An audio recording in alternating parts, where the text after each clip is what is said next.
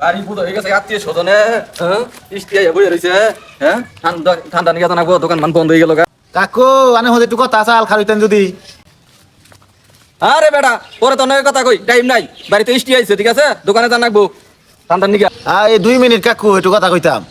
ও কো কো কো বেস্তা তাড়াতাড়ি কও, তো ঝামেলা আছি।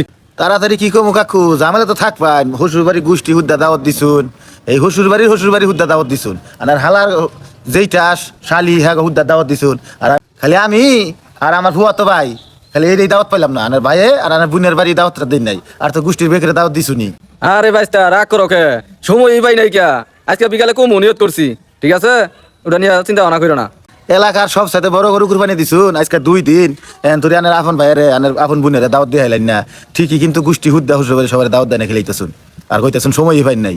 এটাই এখনকার বর্তমান জামানার হলো নিয়ম, মানে এখন জনকে কেউ কয় না শ্বশুর বাড়ি টান।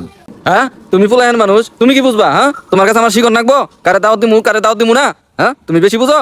চাচা বেশি বুঝি না, হিসাবপাতি করে জানি কাম কাজ করুন, আনে যদি যখন মরবাইন বা ঘরে মরবাইন দৈর ঘরে কিন্তু আমি আগে যাবো, বাইরের ফুলাই আগে যাবো, বোনের বাড়ি থেকে আগে যাবো, শ্বশুর বাড়ি থেকে কেউ কিন্তু আগে যাবো না।